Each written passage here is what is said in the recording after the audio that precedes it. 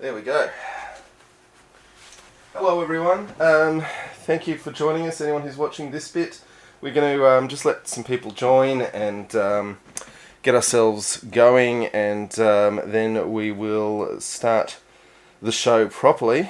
Talking about what, John? We're talking about the T64, Rob. We're talking about tanks is what we're talking about. Oh, that tanks. Yeah, tanks. Tanks. And as you can see, we have some lovely merch available. I'm sporting the Matilda 2, old and slow, but all the way to the end. John, on the other hand, has the totally tanked T34 down to the woods for a big surprise. So get yours in your favourite colour today. We did. Red versus blue, mate. Red versus blue. I'm still not close enough here. John has to do all the technology. I'm just here to provide content, happy Colour. smile, and Yes. a bit of beer every once in a while. But don't worry, folks. We do have beer, and we'll be drinking it through the show and getting a proper beer for review later on.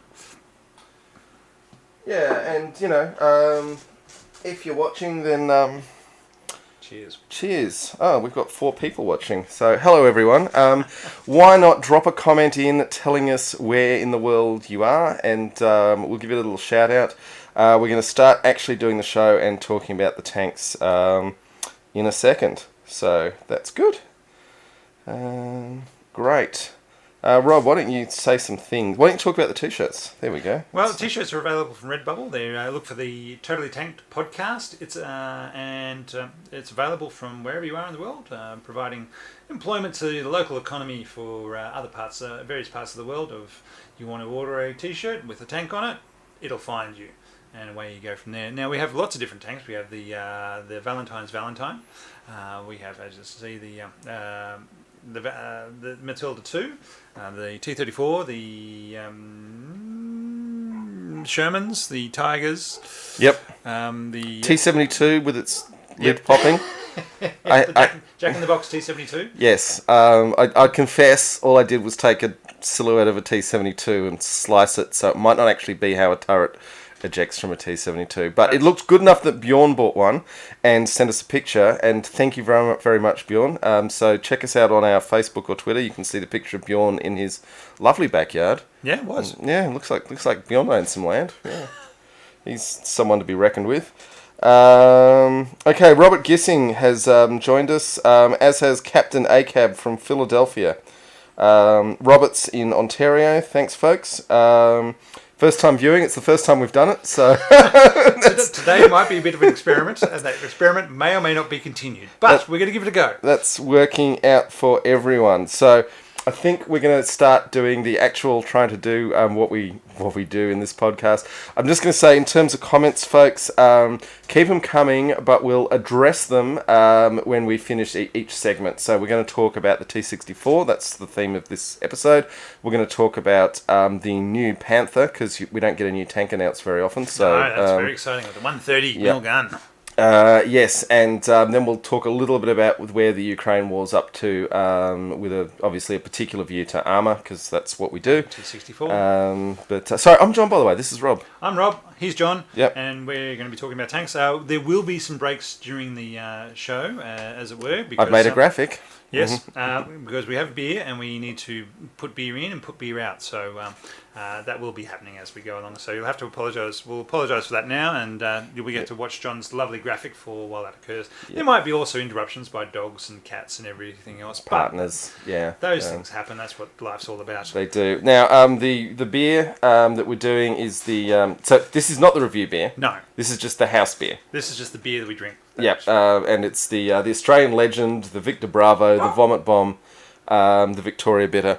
And speaking of which, there's a dog who wants to come in, so just hang on a sec. So I'll talk about the beer. And John's made us get these lovely big glasses that show off beer very well, because he's a very sophisticated beer drinker. And which will take a very long time to pour when we actually do the review beer. But until then, we'll see how we go. True. Ian... We do have a dog here, so he's just demanded to come in, so he can't. She's just a little bit too short to fall into view, but yep. That's what happens. So this is the real operator of this show, the bossy commander. Okay. Who, if you've listened to any of our other podcasts, she's the one who... You've heard her before. Yeah. Yes. Anyway. Okay, are we ready to start potting? I think we are, John. All right, hello, Nice tank one. fans. Welcome to Totally Tanked, the tankiest podcast in Tankville. I'm Rob, And I'm John. Hello. and today, what are we talking about, John? We're talking about the T64 and the newest tank in the world, the new Panther, and a little bit more about Ukraine because that war is ongoing. And I should note it is the 18th of June 2022. And what episode are we up to? 34. 34 episodes about tanks. Talked to you by us two, who like to drink beer and talk about tanks. So, now, T64, who operated this one, John? Only the Russians. Soviets. Soviets. Yeah. We'll make that distinction a few times because it is quite applicable for this tank. So it was first designed. The design started in 1952, I believe, and from there they went through. It took a while to come up with the idea, and eventually went into production in 1963, entering service in 30th of December 1966, so I'm going to say 1967, so it was when it actually arrived at units and was able to be used. And what was so special about the T64, John? Well, it had an autoloader, and it had composite armour, and it was the first tank in the world to mount the 125mm smoothbore. Started out with 115 though.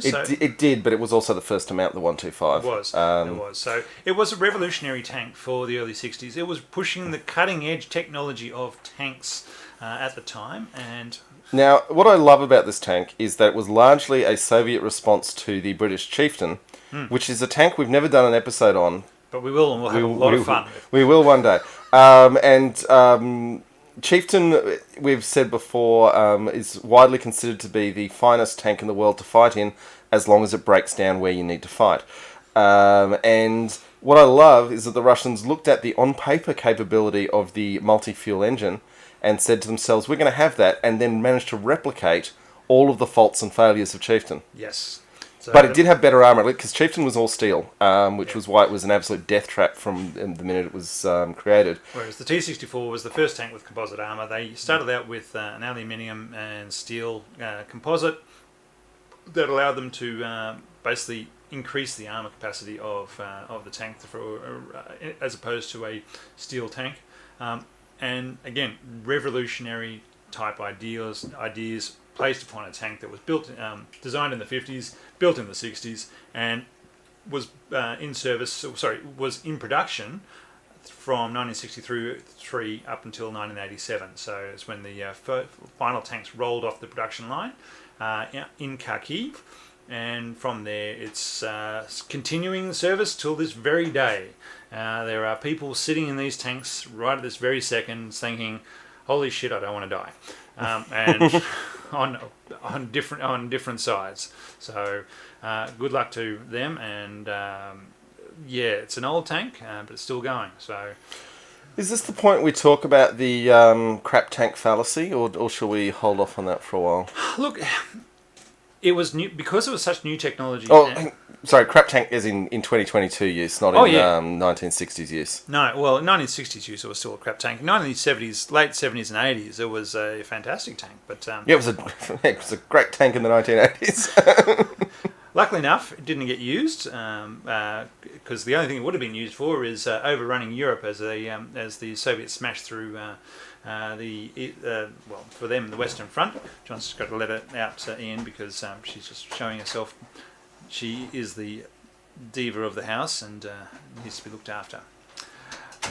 But yeah, to my mind, the T64 at its height was the boogeyman of the Western nations. It was the mystery tank that wasn't seen until 3 years after it was entered into service. So in 1970s, it was finally admitted that the Russians had it. Didn't actually get seen by any Western states until the mid-70s. And even then, they still didn't know what the capabilities were. They just saw this tank, and they had misidentified the T64 as the new T72 up until the late 70s. And it's only when the T72 started coming online and replacing a lot of the T62s that were in the motorised rifle divisions that they realised that, hang on a second, if that's the T72, what's this other tank that we've been calling the T72?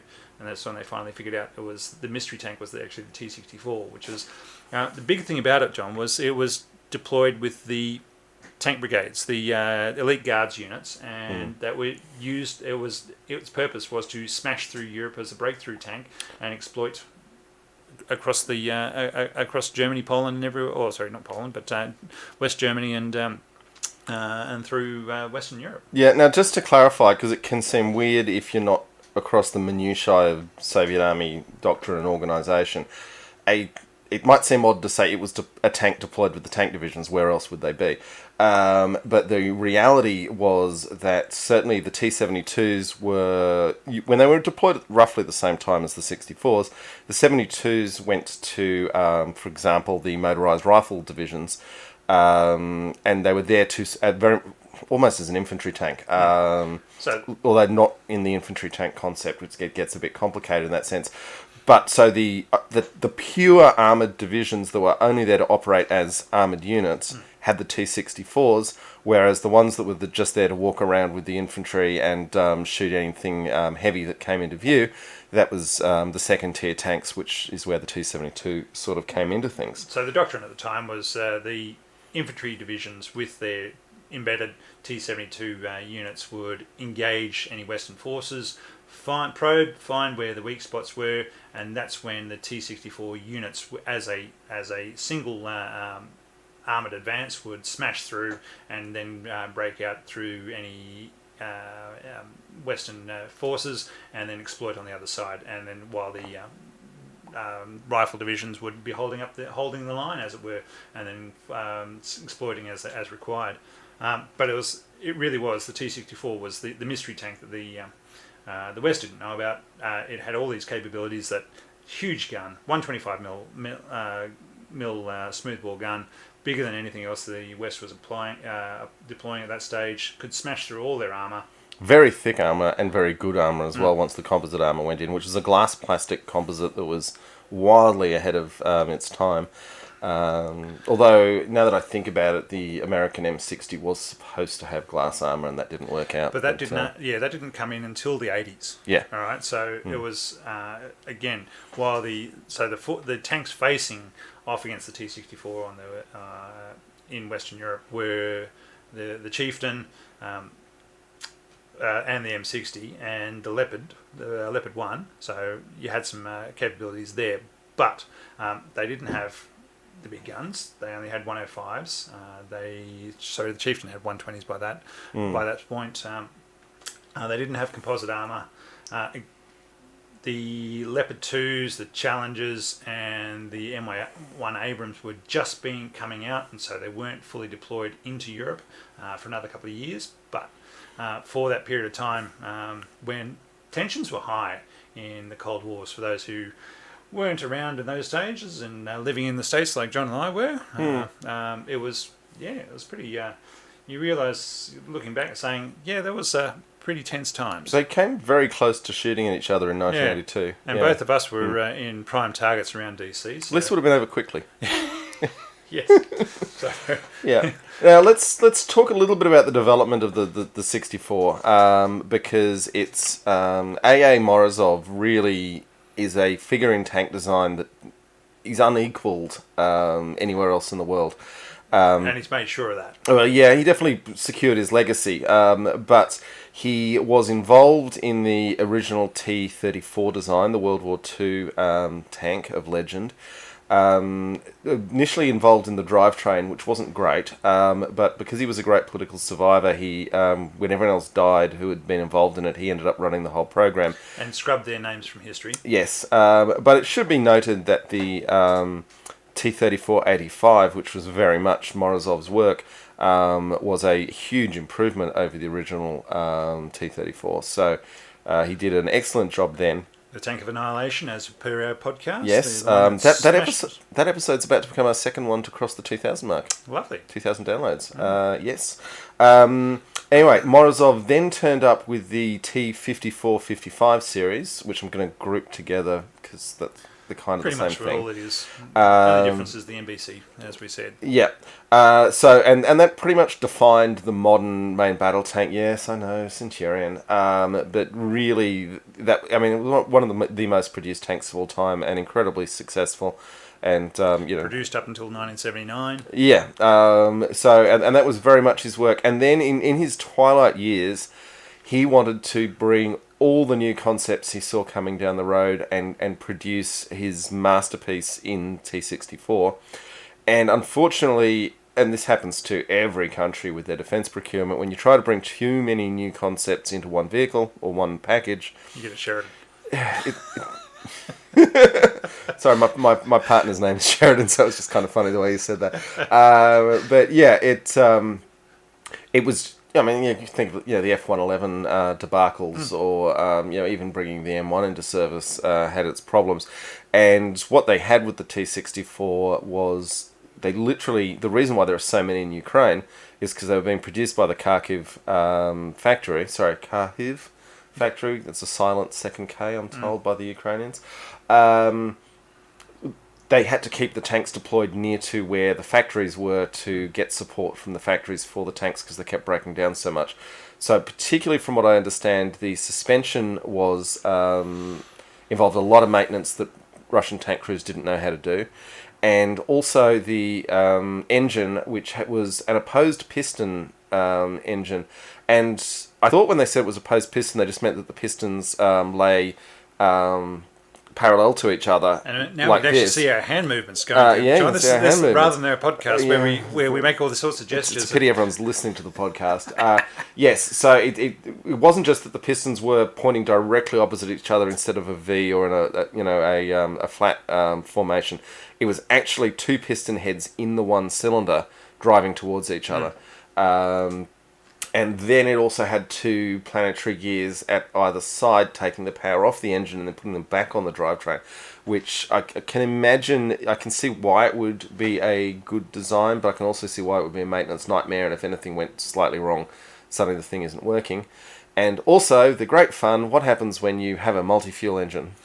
You have to clean it out every time you want to switch fuels, and nothing works. And change all the settings, and yeah.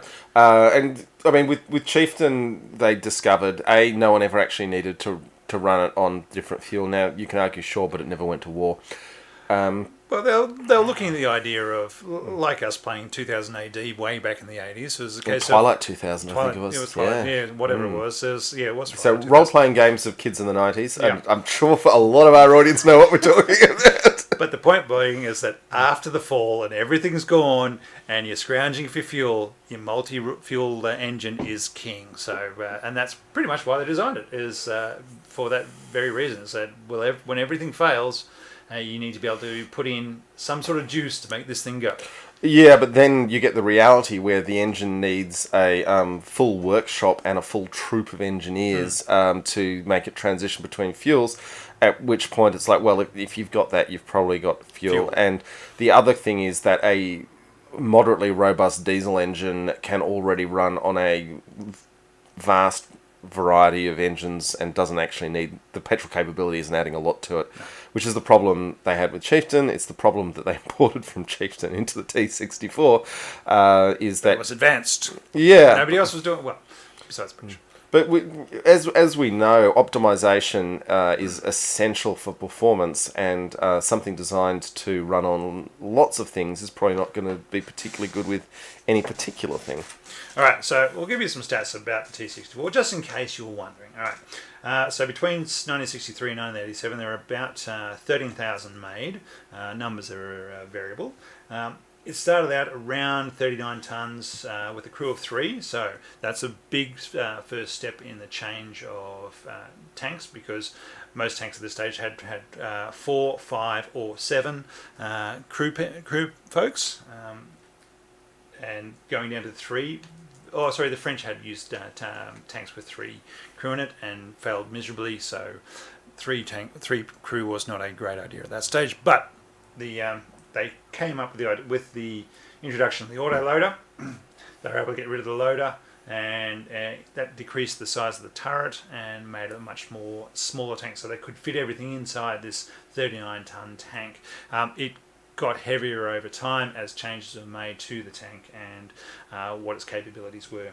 So I think the Ukrainians at the moment are up to about 45 tons on their tank, and which has slowed it significantly. But it's still It's still a tank. It still moves. Yeah, but I'm sort of saying also 45 tons, and the original tank being at 38 tons. It just makes life so much easier for so many things. Bridges, and tactical bridges, which is where your people come along and try and put up a pontoon or any other sort of bridge laying. Versus 70 tons. Yeah, well, if you can damn near half the engineering that you need to carry it across whatever river or gap you're trying to get across, it hugely simplifies its usage. So, I mean, a big part of its achievement is that this thing was coming in originally at 38 tons with the biggest gun in the world, with the best armour in the world, with a very high speed, 60 miles an hour? 60 k's an hour. 60 k's an hour. Possibly up to 70 on road. So, yeah. Down a coal mine, yeah. But, all right. The other big thing was how high was it, John? 2.17 meters. That's as most basketball. A lot of basketball players these days. It was as high as a basketball player. Oh, yeah, and that's really low compared to the 3 meters and so forth that you're looking at with most Western tanks. Yep. So, but I mean the Russians did build their tanks atrociously cramped. Yes. Which gave them a smaller vehicle, which means you get more protection from less armor and all of those good things. And your silhouette's just so much harder to hit. And I mean, also the very sensible thing of if you want people to be in these very cramped, ideally as small as possible vehicles, pick the short ones. Yep. Yeah. So Russian tankers are short. Short and skinny. Yeah. Yeah, you're not getting it's like the Lost Boys, isn't it? They get a bit fat, you cut them thinner with a knife. All right, so we had 700 horsepower engine. It's not the traditional 600 horsepower. Well, no, it was a whole new design that didn't work. It's also not the 800 horsepower jet turbine of the T80s. So yes, we do 60 k's on road. As it gets slower as it gets heavier. It has a 7.62 coax. It doesn't start out with a anti-aircraft gun, but they do apply one later on. And again, revolutionary. It's remote operated, so the commander can operate the anti-aircraft 12.7 millimeter anti-aircraft gun from inside the tank remotely. So again, no other tanks in the 60s had that capability, and they were able to do that. So again, providing protection to the crew and not having to stick their head out to blat things with a 50 cal. It's one of the things, we've said this before, but it bears repeating. People have this misunderstood idea that in the Soviet Union everything was centrally planned and very stolid and slow because of that. Whereas the reality is, for example, guards units were paid significantly more money than non-guards units. That was part of their elite status, was that they got paid, I think, twice as much.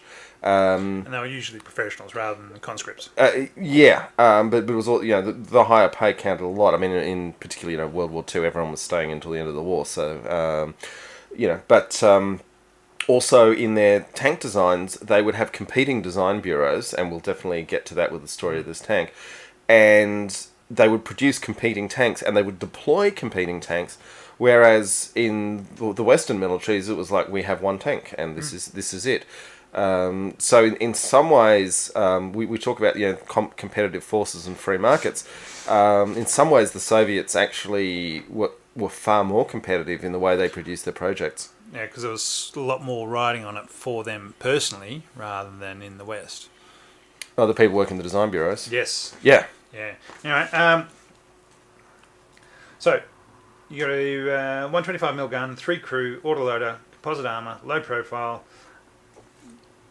Big thing with their armour was the L7 105s couldn't get through their composite armour. That was what the West were very, very scared of. Found that they within 500 meters. Outside of 500 meters. Once they go 500 meters is very close to the enemy tank. Yeah, I know. I was about to say that's. If you're having a tank battle at 500 meters, you're going back to 20 years beforehand in World War II. That's and even then, the 500 was close. Yeah, and that's where the T34s are trying to get into on the Tigers to be able to take them out. their gun, the 125, because it's the low profile and the small turret, you've only got 5 degrees of gun depression. So classic Soviet weakness. I And it's also a thing that on the Soviet steppes and pulling through Fulda Gap into Germany, not really a problem. A lot of open plains. But where they ended up doing their fighting in places like the Golan Heights, obviously not the T64 because it was never exported in the Soviet era. That boxier turrets with greater elevation and depression proved to be an extremely important thing that doesn't get mentioned when people are doing their top trumps comparisons. No. All of these Soviet tanks had, like you said, 5 degrees, very limited depression and elevation, and which, even in places like the Chechen War caused them heartache because they couldn't elevate to engage targets and buildings. No. Yes, so once you start going through urban environments. One of the distinctive things about the T64 was the 6 small road wheels. So where previously the Russian tanks had 5 large ones, now they've gone down to 6 very small ones, and they were aluminium based, and they didn't actually cover the side hull of the tank. So, which is an interesting thing because you don't really think of the road wheels as providing protection to the vehicle, but they really do. Yeah, because basically that's just they are spaced armour in that sense of they are a solid metal thing that any rounds coming in are going to hit first before they hit the actual hull of the tank. But because the gap between the top of the hull and the road wheels was quite significant, probably about 18 inches or so, there was no extra protection there. So any rounds coming in would go high velocity rounds or from another tank type thing. Would go straight through there, and because you had an autoloader, the carousel sitting at the base of the turret, how do they store their rounds, John? Vertically in the 64. Vertically in the 64. Horizontally in the 72s and the T90s. Yep. Yes. And 80s is vertically as well. Yep. But if you go to our Facebook page, it's about 6 weeks back, we did actually have a video demonstrating the differences between the even series and the odd series autoloaders. Because the 64s and 80s are all the all the vertical storage, and the 70s and the 90s are the horizontal. Flat and upright. They're flat and upright. But the thing is, because they're upright, if a round goes through, it's more likely to strike an upright round because it has a higher profile when coming in from the side. So it makes the turret then ammo cook off and the turret blow off. Look, you do have an issue that I'm not aware of anyone who's really explored it, although I'm sure it's been done in some private studies that are highly classified. Is if your tank gets penetrated, if your crew compartment gets penetrated, probably everyone inside is going to die from the exotic physical effects of whatever has come in. Does the turret pop off? Yes or no? Maybe. Whereas it does if you have a bunch of rounds stored at the bottom. my point is that yes, the Russian tanks with their autoloaders, the turret definitely pops off, and you definitely know that tank is dead. I'm less convinced that the survivability for the crew of a tank that out cosmetically looks like it's in better shape is actually that big an issue. But it's better if your ammunition doesn't blow up. I'll go with that. And so store it in the bustle with blow off panels, yes. And the French have figured out how to do that with an autoloader, so it's not impossible, folks. No. Yeah. But so we've got the 6 small road wheels. We've got the distinctive turret silhouette with the snorkel gear strapped to the back. Yes, of the tank bustle or the turret bustle. It was fascinating because we do this thing on our Facebook page and on Twitter where we post a silhouette of a tank with a question mark imposed into it and say, what's our next tank going to be? And for such a significant and heavily produced tank, this one actually stumped a lot of our people. And a few people even thought it was the Armata, which I found really interesting. And the thing that actually stumped a lot of folks was the snorkel gear on the back, which... It's not on every T64 ever produced or photographed, but it's certainly on a lot of them. It's and most, as you can see, because right here we've got lots of pictures of T64s. Yes. So, I I think it's quite a distinctive look of having the either they've got one part or two parts of snorkel gear strapped to the back of the bustle. Now, the other thing that I've noticed, and Sorry, it's not a bustle; it's just the turret. Yeah, it's on the back of the turret. It's basically forming the bustle. Yeah, it is. And what I've noticed is that there's a lot of very solid-looking waterproofing on all of these snorkels that I see. And I also see that for something that is fundamentally pretty useless, a lot of these T64s still seem to be going around with their snorkels attached. And what this suggests to me is that the crews are storing their personal gear in the snorkels. Because you don't, I mean, yeah, certainly we've seen with the T-72s rolling into Ukraine, there's a lot of personal baggage stuffed on the top of those tanks, which if people are throwing Molotov cocktails at you is not going to be great because that stuff's all going to go up. But that's all replaceable from the people's homes you're going into. Well, I guess it's still not good. Accelerating the fire on the top of your tank is not great, but... No. That stuff is replaceable, and but the snorkel is a good place to stow it. Yeah, because it's contained. It's got a nice non-flammable, I'm assuming, container on the outside. Yeah, and everyone's very impressed. Oh look, they've actually met spec. They're on the parade ground with the correct equipment. Look at them.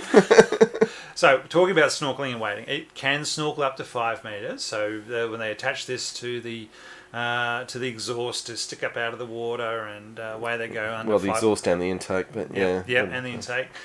It's with instructions to the driver: don't stop for anything. Keep the damn revs up. Yeah. And there have been unfortunate incidences where because the configuration of the tank, when they have stopped and they've started flooding, the poor driver can't get out because his hatch is shut. The can't open it because the turret and or the gun are blocking his hatch from opening. The can't climb into the turret compartment, the fighting compartment, because the upright rounds mean he's basically fenced off from climbing in there. And while it's supposed to have a belly hatch for the driver to escape, when you're underwater and sitting on the bottom, it's not an easy thing to do because you're pushing out against the water. I was going to say, if you're in any vehicle underwater needing to exit, you've got a great number of problems. So, yeah, it's not a fun thing for the driver in that situation. Yeah, I mean, I do actually remember when I did my life-saving courses as a teenager, there was a specific thing on how to exit a car that's fallen into water. And the notes were, in particular, you need to sit in there and just wait until the water entering the car has all but completely filled the car. So you're sort of breathing from the... all the James Bond movies. You climb out and you suck the air from the tyres, don't you? Yeah, well... and wait until the hitmen leave and just stop push shooting. the valve in with your tongue, yeah.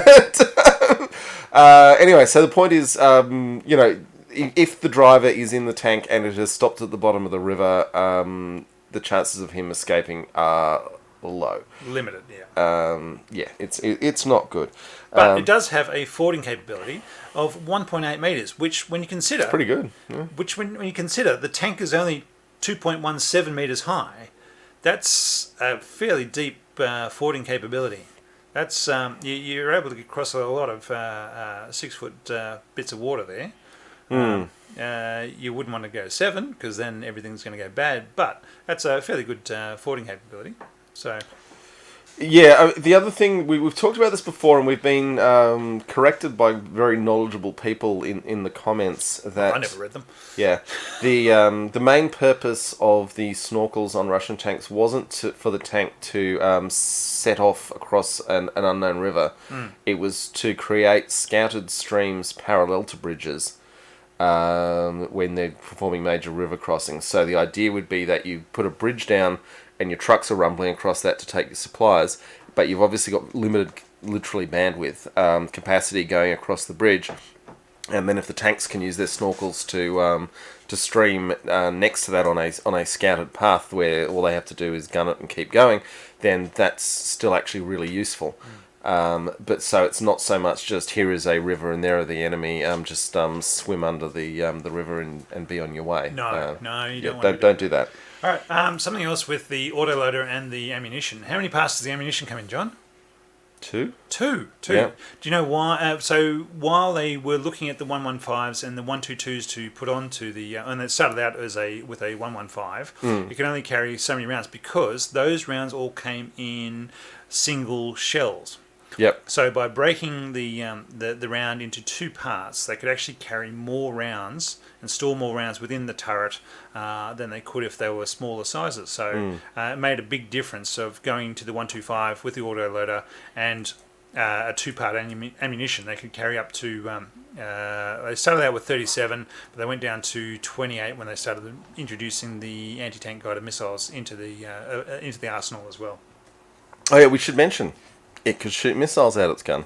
So from the mid-70s, they introduced the Archer, I think it was, or something like that. Yeah, some sort of archery type name. They. I mean, I would say it's a classic thing that it sounds very impressive. It can shoot missiles out the gun until you actually get down in the weeds of why you'd want to do that. And well, I did read some good things about what they were trying to do. So the effective range of the 125... You get longer range on a missile, yeah. It was only around 1,600 metres, but it was very effective up to that range. Your missiles would go out to about 4Ks, but they weren't looking to use the missiles to take out other tanks beyond 1,600 metres. They were looking to take out the infantry fighting vehicles, the... helicopters and all sorts of other things that were also carrying anti-tank guided missiles beyond that 1,600 metre range, because within that range, well, they could just drive up and shoot a gun at whatever tank is out there and hit that and blow it up, because they had a great big gun to be able to take on tanks. So you don't use the ATGMs for tanks, you use it for other ATGM carrying vehicles. No, I get that, but my bigger point is simply that you could literally just strap the missile to the side of the tank and use a data link to tell it what it's doing, and it just roars off a rail. Again, very interesting technology for back then. They just didn't have it. Yeah, but everyone fell in this trap of trying to launch the tanks down the barrel tube, and partly because your gunner's already got all his targeting set up to go on that, but... what we're seeing, and in particular, we're going to, trust me folks, we're going to get to the new Panther.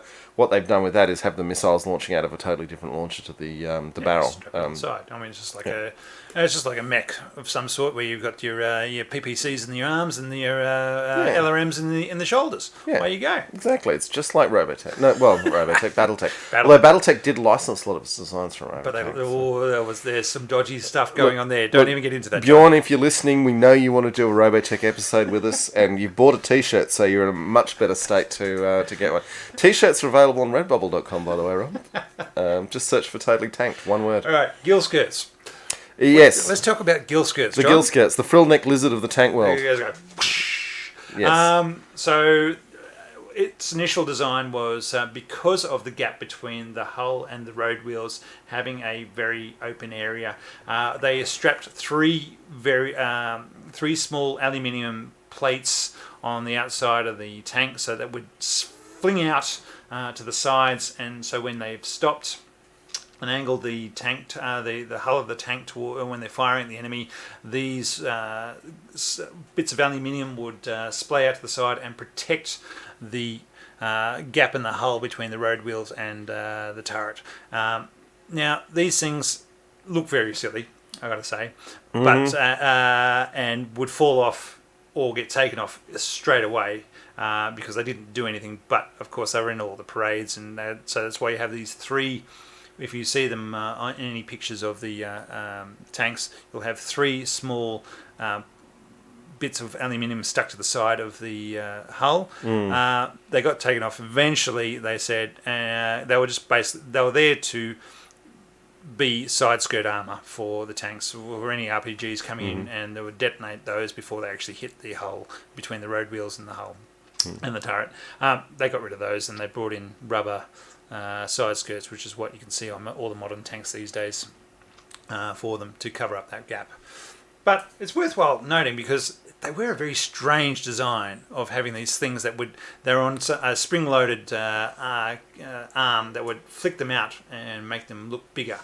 Yeah, and they also had the early ones had quite a lot of flaps around the turret as well. No, the flaps around the turret is the modern thing. Oh, okay. And that's just rubber flaps, and just trying to change the silhouette of the turret. So when you're looking at it, you say, okay, where is the turret? Is it rather than having the V-shaped side, V to the side type turret silhouette? If you're looking at it from the same angle, it's basically just got one smooth line, pyramid line from the top of the turret down, so you can't tell, okay, where is the gap between the turret and the hull. Right. So it's just hiding that silhouette. Because the very early ones, it was a classic Dalek's head of a turret. Yes. Round. Which was very Morozov. Very Soviet armor was the and I'm sure it fed into when Terry Nation was creating the drawings for the Daleks for all our Doctor Who fans. I don't think they were out before T64, buddy. Before the West knew about the T64. No, but T55. Okay, yeah. So that it was a distinctive look to Soviet armor of the period, and yep, the rounded top with the big gun sticking out the top of it. Yeah. Cool. Okay, what next, Rob? It did get smoke launchers, so it didn't start out with smoke launchers. It was like a lot of Soviet tanks at the time. It was basically you turn direct some oil onto the engine and to produce smoke and produce a smoke screen around the tank up until about 1979, I want to say. In which case, that's when they actually got some smoke launchers situated on the side of the turret, so they could actually go pop smoke, and away you go. I recently discovered that smoke grenades, as opposed to just using oil in the engine, have a unexpected effect. You might just think, oh look, there's some pretty smoke, but the smoke's created using white phosphorus. Oh yeah, no, they burn. Yeah, and it's not perfect in its burning. So if you were to be in a cloud of smoke grenade, it would be extremely unpleasant. It's also why you don't just pop smoke. Infantry doesn't pop smoke at their feet and leave it there, because it burns. And I've seen the burns that it causes to people. It's not a fun thing. Yeah. Yes, you make sure if you're carrying around smoke grenades in your in your gear, they're all taped up just like you would a normal grenade, unless you're actually planning to use the stupid things. See, everyone can see Rob crossing things off his list now. No, they can't, because I'm deliberately hiding it behind tanks. You weren't sure about that slideshow, but you're pretty happy about it now. No, I'm going to hide a lot of things. Hide my chins behind it. There was attention to crew comfort, unlike previous Soviet tanks. It was a big thing for the T64 that they had driver assist and better vision slits for the commander, assisted controls, so basically power steering and suspension. Yeah, this was the elite tank. We don't like to think about the Soviets having elites, but turns out they did. Alan Desmond, shout out to you, mate. 2 legs good, 4 legs better. Alan's been very upset that we haven't been responding to his comments. So here you go, mate. Comments? Also, he's very disappointed in your choice of Budweiser for the last beer review for the M3. He feels that Budweiser, owned by foreigners, is not an American beer at all. You should have gone with something like Sam Adams. So take that from Alan. All right. Next American beer, Alan. I'll go with Sam Adams.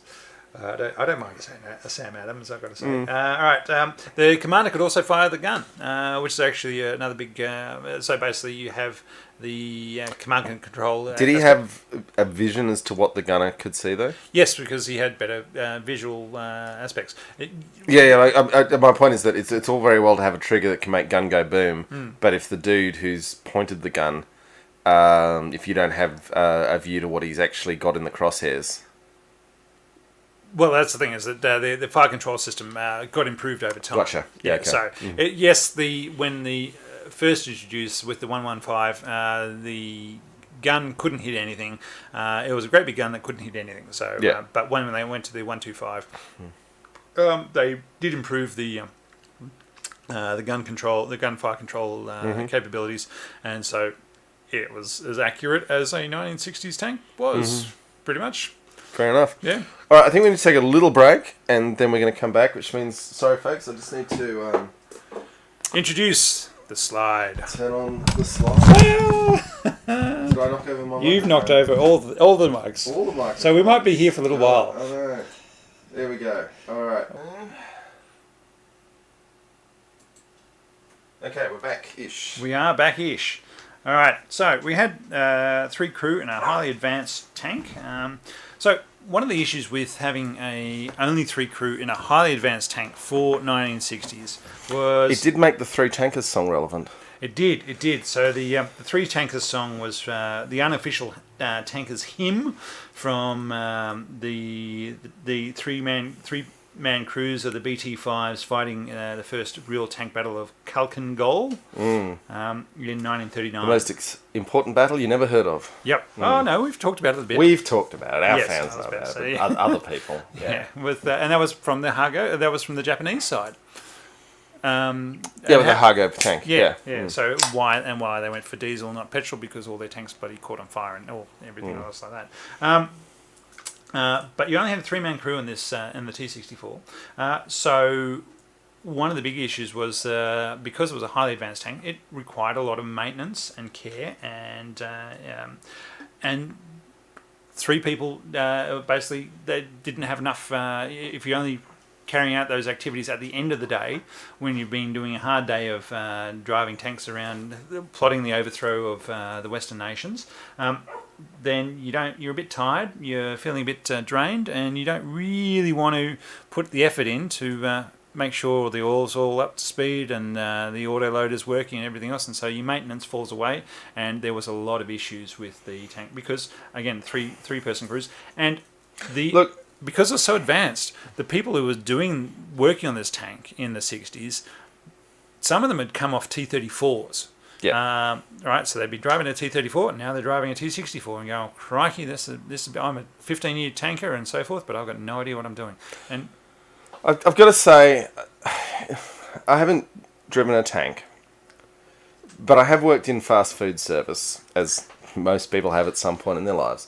And one of the things that really annoyed me was that after a long, hard day of, say, record-breaking sales for your outlet, you'd turn around and say, and you've got to clean everything.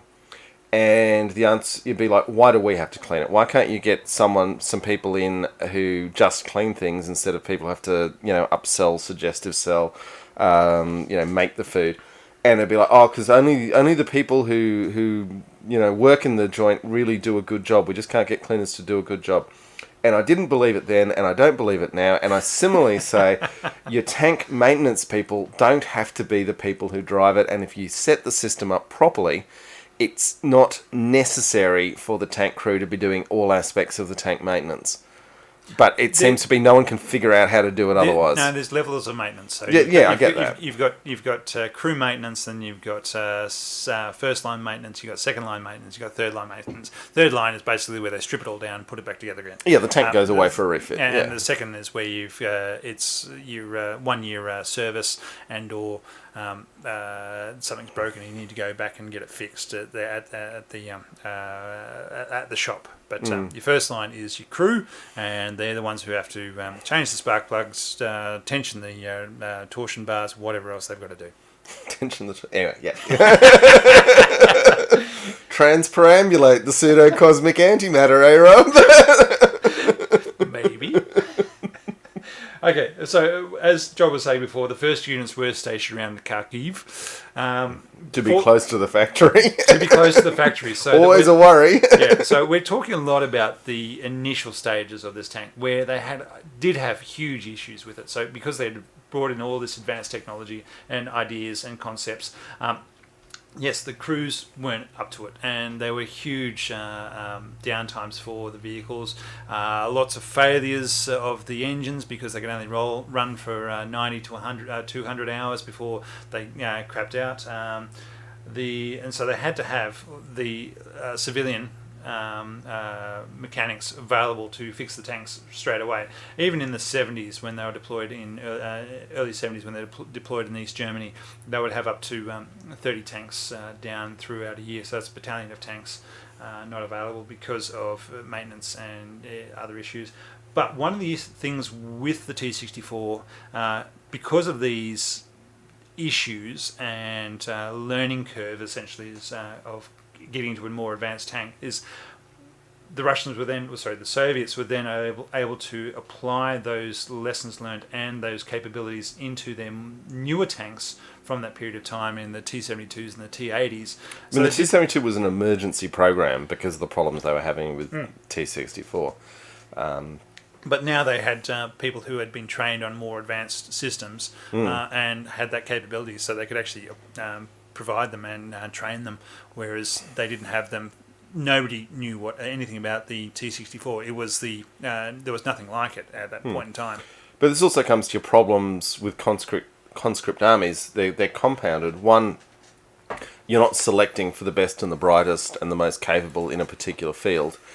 And I'm not saying army recruitment is always best and the brightest, but for a lot of armies in the world, it's pretty competitive selection.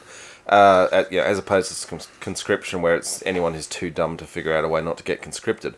And then your other problem is that you invest in 2 years of training and then they disappear back into the civilian world, and your entire investment in training has been wasted, which sort of leads you back towards a model with your tank where the crew aren't actually doing a lot of maintenance, because that's where your specialists with years of experience should need to be coming in. So it's really just a very different model of how you need to be using it. I'm not saying the Soviets, ever actually thought that through properly either, because they definitely had huge problems with this tank.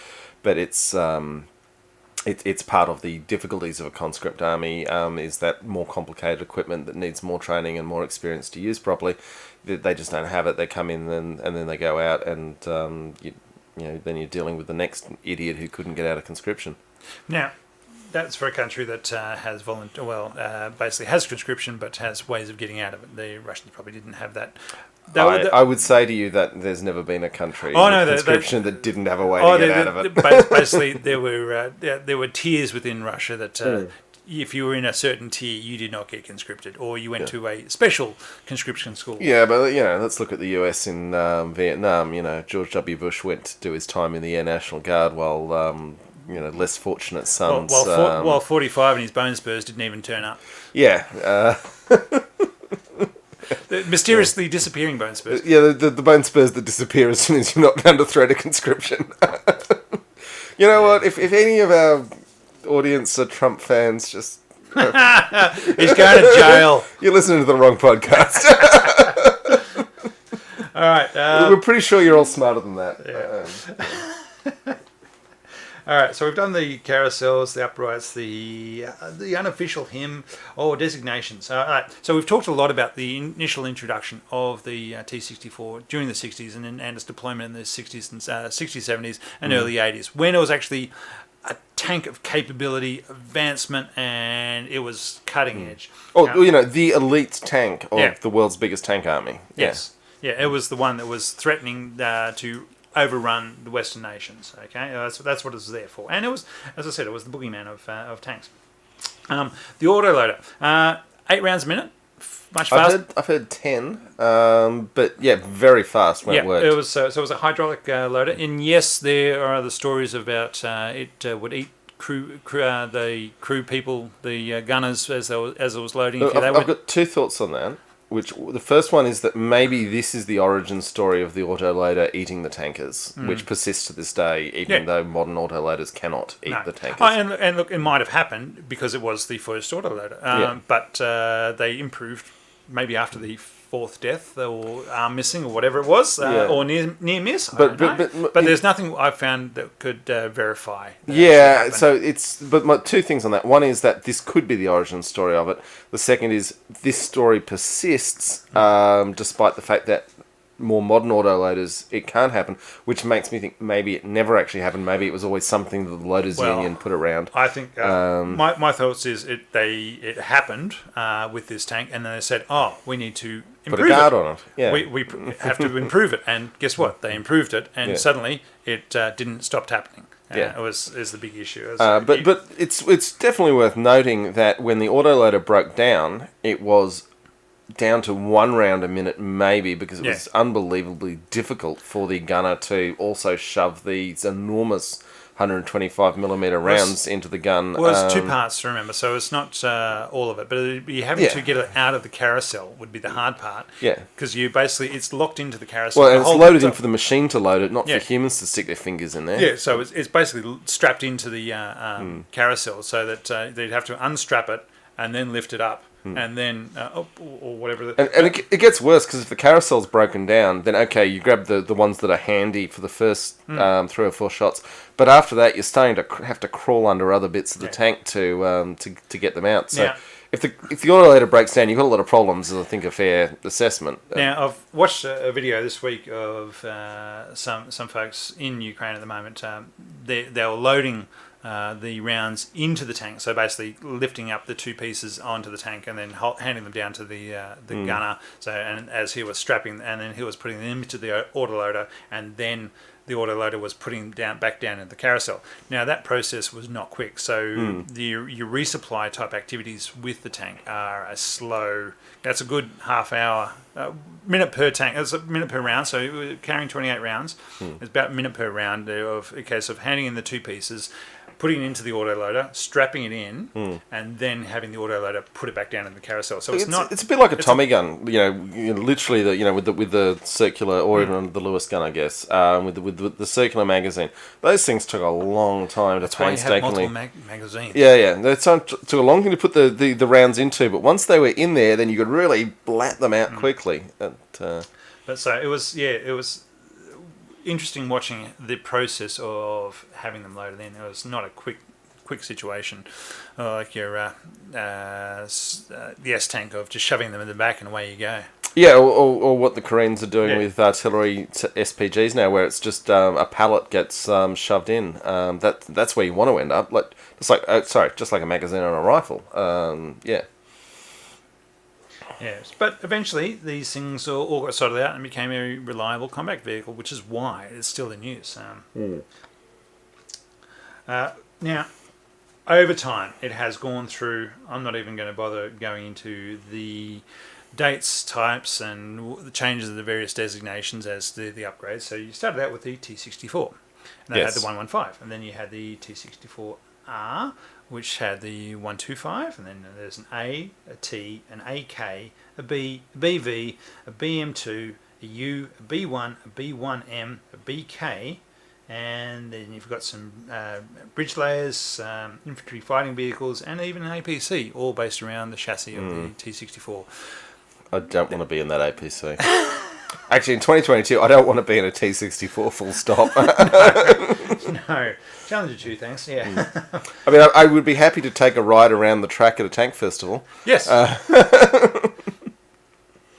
Wait, should we mention that, John? Sure, Rob. Let's go with it. All right. So, Cairns, Australia, August 26th to the 28th. Tank Fest. Isn't it the Festival of Australian Armour or something like that? Tank Fest. There's an Armour Festival at the Australian Museum of Armour in Cairns, in Queensland, Australia. On what were the dates again, Rob? 26th to 28th of August. Yes, and we're going. We're going to go. Yes. We will be there. They haven't replied to my email. That's fine. We'll just do our own thing. It's $85 for 3 days. I'm prepared to fork that out. It's the airfares and the accommodation. It is 2,000 kilometres away from us, all right? For those of you who wonders, yes. But it will be, it's the middle of winter. Well, it'll still be the end of winter here in Canberra, and it'll be lovely and warm, and not quite into the cyclone season in Cairns. And it's the gateway to the Barrier Reef and all. I don't think we'll have time for the Barrier Reef. We'll be busy looking at tanks, buddy. We'll see how it all goes. But so the point is, if you too book a ticket to the Armour Fest, then we will all go to the pub together and drink many, many, many beers. And even if you don't come, we'll do that anyway. Yeah, we'll do that. But you could come, and so watch tanks drive around in a circle, and come and drink lots of beers. So we're just saying, if you're a Totally Tanked listener or now viewer, for that, we got 4 of them still with us, Rob. They're persistent, aren't they? Yeah. Well, and then there's the ongoing audience. But we will see you there in Cairns, and we will drink many beers and watch many tanks, and it's going to be awesome fun. We would say our plan is to stay in central Cairns and get Ubers to the festival. So that's where the pubs are going to be, in the middle of town. So just for booking your own accommodation. Yes. Cairns is a very tropical town. Apparently the chieftain's coming. We may or may not have a beer with the chieftain, but It's an Irishman. I reckon we'll find a time to have a beer with him. I think that it's possible. Yeah, you too can have a beer with the chieftain. Much better than a beer with us. But, anyway, make sure you buy your Totally Tanked t-shirt. That way we'll know who you are. To wear with pride at. Might have to get a second one because it'll be a bit sweaty after day 3. Yeah, we'll need more shirts. But tell you what, if you come up to us in the pub at Armour Fest in your Totally Tanked merchandise of any sort, we'll buy you a beer. One beer. All right. But that's our ad that we anyway. The other T64 in combat. Well, it's before we get into that, I was going to say it's a very expensive tank. So that was the problem. That was why they went with the emergency alternative. Yes, so it was much more expensive to build because it was a guards tank. It was all the things that went with it. It was a very expensive tank to make because it was cutting edge technology, which is why, when push came to shove, they went for the emergency T72 builds and said, we're going to build more of these, and you can have your elite guards tanks. And they did take a lot of the technology that worked from the T64 and put it in the T72, which Morozov must have hated. Yes. He tried on numerous occasions to kill the T72 program.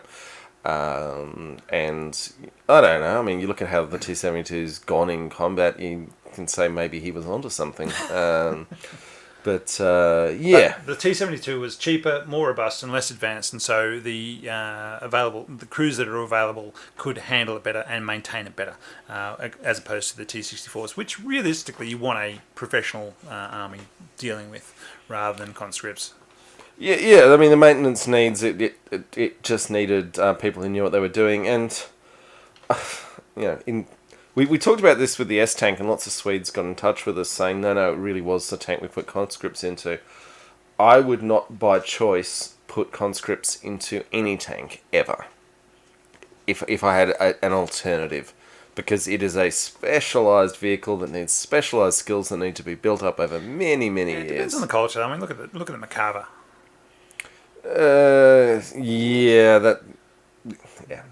Again, culture. Also, not used against enemy armour very often either. Not nowadays. Yeah.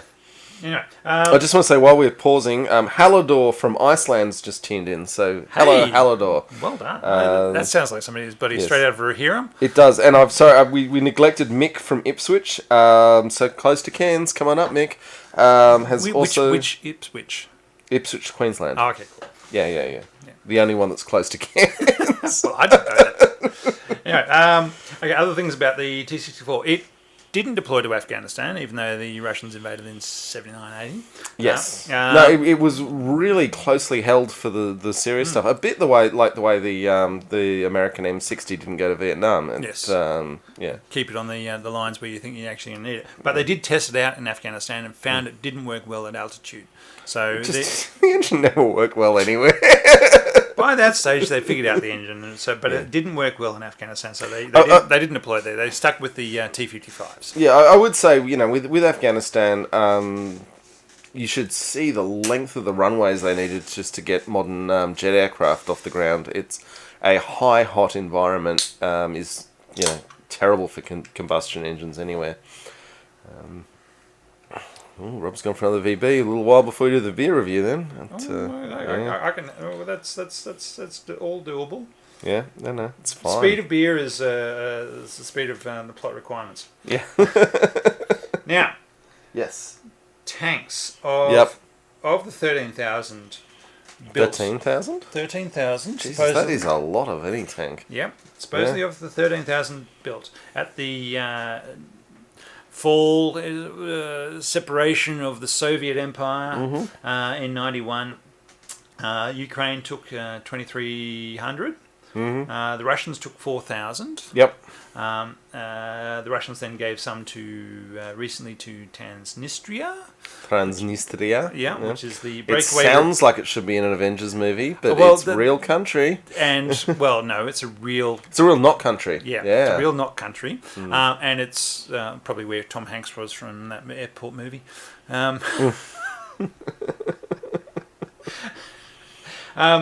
But again, they are becoming the bad guy. They're becoming the bad guys in movies these days, because the Transnistrian mafia is where you say, well, nobody's ever heard of this place, but it's a real place, and they have they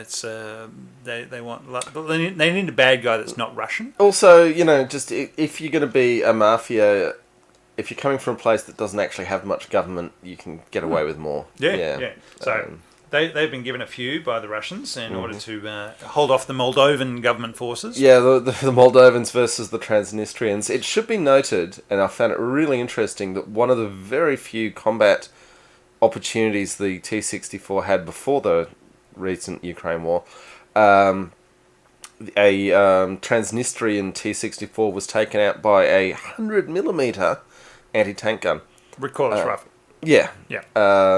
So, obviously got it in that vulnerable side, I would hope. But or whether or not they actually... If it had been provided by the Russians, it may not have had the ERA provided, so it may have only had the composite armour. Sure, but it's an AT gun, not a anti-tank missile. So, anyway, it's interesting that a 100mm towed anti-tank gun was able to take 500 metres, it would still probably do it. That's the thing, is that if you... Just goes to show that tanks aren't invulnerable. No, they're vulnerable to close range fire. But they have always been vulnerable. They were vulnerable in 1916. They are vulnerable today. It is not news to discover that tanks are not invulnerable. The Russians also gave some to the Donetsk and Luhansk republics, which are the breakaway republics of Ukraine. As we're That's a real sign that they don't think too much of these tanks today.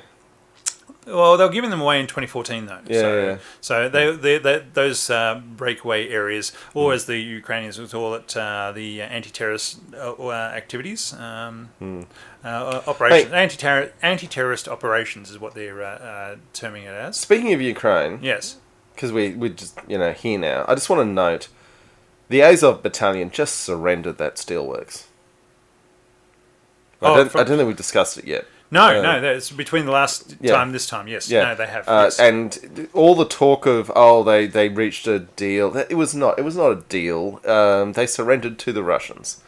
And, I mean, there's some chilling stuff coming out that Kadyrov's being handed a few to personally torture, which is Kadyrov's the Chechen leader, who's one of the worst human beings alive. In fact, Kadyrov is apparently the only man that Vladimir Putin personally fears. Which is quite a reputation to have. Anyway, I don't like the Azov battalion. I was hoping that the Azovs and the Russians could just murder each other forever. But unfortunately, they turned out they weren't ideological supermen who would fight on in any conditions, and they just surrendered. They went for a long time. They did. You can't. There's. I'm not giving too much sympathy to Nazis, though. Yeah. You would have liked them to do a bit more, though. Yeah. In terms of, I don't know. I don't particularly. Let's face it. It's a tough war. I don't actually want the Russian conscripts to die for Putin either. I want everyone to just stop fighting and go home. Yeah, that'd be nice. But that doesn't apparently seem to be on the table. We will talk more about Ukraine later. Back to the T64. Sorry, Rob. Yes, that's right. Uzbek got some after 91.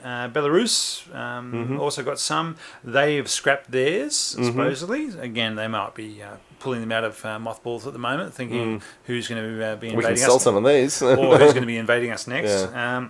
Now, Ukraine, of the 2,300 they got, they sold, for the first time ever, they sold some to the Democratic Republic of Congo back in 2014. Dr. Congo. Yeah, it's the first time they've been sold outside the country. Now, say Angola. Saying that, somehow at least 5 T64s have turned up in the Angolan Civil War at the end of the Angolan Civil War in the early 2000s.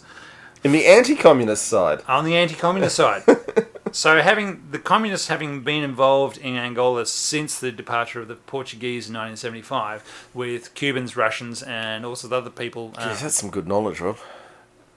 What? I'm complimenting you. That level of detail on the Angolan Civil War. No, this was a situation that intrigued me because nobody knows who supplied these T64s. We all suspect the Uzbeks, but no. I found one mention of it. There was nobody else was. There's no official anyone understand. I mean, which is weird because you think the serial numbers are stamped on the damn things. The fact that again, it was. I had to look. I spent more than 5 minutes on Google looking for this because it intrigued me. More than 5 minutes on Google. I mean, that is some research. That's how I do my research. Right, looking for this specific thing of the Angolan Civil War. When were the Cubans there? How many Russians went there? There were 11,000 Russians, 100,000 Cubans between 1975 and 1991.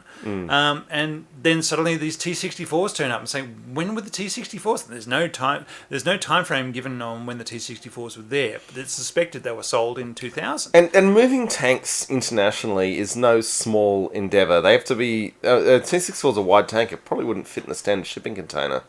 So no, it's only 3 metres wide. Probably would. Anyway, I have my doubts as to whether you can fit it in a standard shipping container because most tanks don't fit in shipping containers, and there are very few planes that could actually. Who has the planes that could carry T64s? Ukraine. Yeah. That's how they got them not Angola. The other place. Congo. So they were selling them some planes. Yeah. And they also delivered some tanks at the same time. But yeah, so it was looking up about these T64s turning up in the Angolan Civil War in the early 2000s and going, well, how, why, who? And there was having tanks that have never appeared anywhere outside of former Eastern Bloc countries. Former Soviet. Yeah. These tanks weren't exported to the Czechs or the Poles or the East Germans. They were stationed there, though. They weren't given to. They were, but they weren't theirs. No. Interesting. Yeah, it was just one of those things of going, how did this happen? And it really caught my attention. But they weren't sold overseas. Is one of the big things during the Soviet era. They weren't sold overseas because the Soviets didn't want to give away the advanced technology that was appearing within these tanks, and the other big one was financially. You got less of a return on investment by selling them a very expensive tank that you couldn't sell for as much as you could sell a T-72 or even a T-55, which was a cheap tank to make, but you could have a nice big markup on it and get a lot more profit from it. Yeah, but I mean, as we've discussed, the Russians couldn't even maintain these tanks themselves. The idea of teaching Angolans, and I don't mean that as a disrespect of people from Angola, more just that they've got very limited heavy machinery capabilities built within the infrastructure within the country. Yeah, that's what I mean. It's mad. I mean, it's why these African countries are still using T-34s and T-55s because they're simpler machines to operate. And have are more robust in their maintenance requirements. But yeah, it was one of those things of it turned up here, but they didn't sell T64s on the open market when they could have. But it was just because there was not as big a profit margin in them for selling them overseas. So yeah, as I said, there is one mention of Uzbekistan having sold these tanks to UNITA, which was the anti-communist faction of the 4 or 5 factions fighting for supremacy within the Angolan Civil War. Look, Smedley Butler's War as a Racket really comes to mind with Angola in that, just leave these people alone and they'll sort something out. But everyone's foreign intervention just made everything infinitely worse. Pretty much. All right, so Ukraine have kept their T-64s, John. Yep. And they've done a lot of upgrades, and it's a 64 BM Bulat is the Bulat is the latest version, is the upgraded version. They've got at least 100 of those, and they've been upgrading more since 2017. Surprisingly enough, John, since 2014 they've had a tank upgrade process ongoing within Ukraine. what some might call a crash rearmament program. Might call that, yes. Yeah. After certain things happened in the anti-terrorist operations began, as it were. Yeah, it's a really tough one in that it seems obvious. Oh, we've got all these tank hulls sitting around. Let's give them modernisation programs, and we'll have They them on the had tanks. been carrying out modernisation programs before then. Yeah. Now, one of the big reasons that the Ukrainians have stayed with the T64 as opposed to the T72 or the T80s Or the T90s is one, financial reasons. They from the dispersal of the Soviet Empire, they got all of those tanks. They kept some T80s, not as many. They sold all the T72s, but they kept most of their T64s because the factory that built them and maintained them was in Kharkiv. So that's why that was one of the big things. They can get good money for the T72s. They wanted to build more and upgrade more T80s. Unfortunately, they didn't have the cash to do that, so it became easier to upgrade the T64s they had than to build newer T80s. So they could maintain a capability and upgrade that capability rather than building new tanks that they couldn't afford. So it was all financial decisions as over time. It's an interesting one because the T80 famously has a gas turbine engine, and in the Chechen War they kept running out of fuel because they didn't have an auxiliary power unit, so they had to just keep running the main turbine, which turns out to not be a good idea. In fairness to them, it took everyone in the world a while to figure out that was the best approach to take. But the Ukrainians made every gas turbine that the Russians have ever had. It's a huge problem for the Russians at the moment in that their helicopter exports don't work because they keep having to say, and you have to buy the engine and the spare parts from Ukraine, and foreign purchasers are like, we'll just buy from someone who can sell us the whole package, thank you. And particularly as long as it's not the Tiger. Yeah, the Eurocopter is a disaster for different reasons. Or just don't ever buy anything from Eurocopter, is the advice I would offer.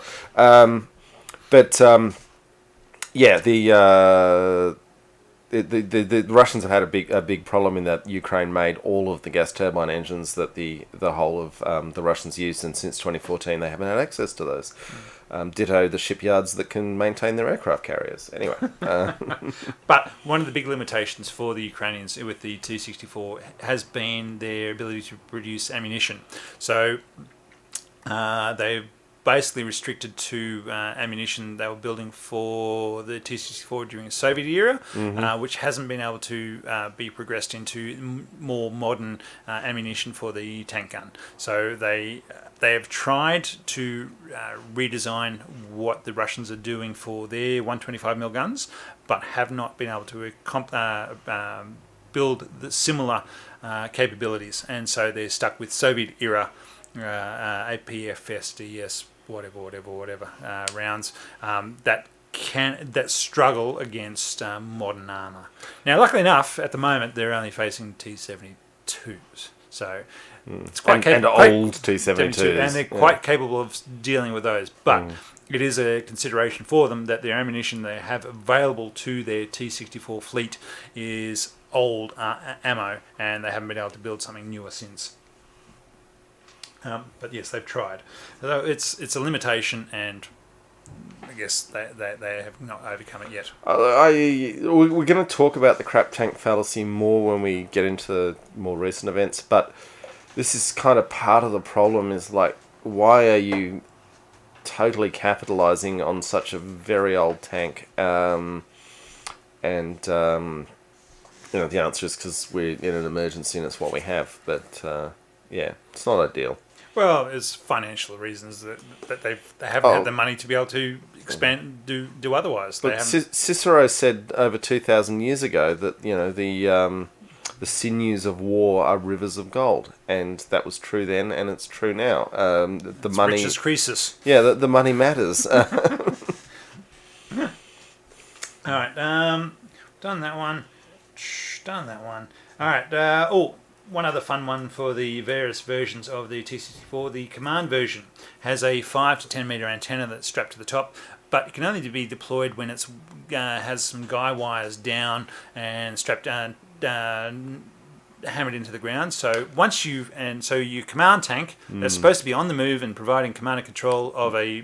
This sounds like a design flaw. It certainly is, because as soon as you deploy this antenna that gets your communications from higher and lower and everywhere else, you can't move. You're stuck there in that one spot. Yeah. And so why use that for a tank? Why not just have some high mobility vehicle doing that?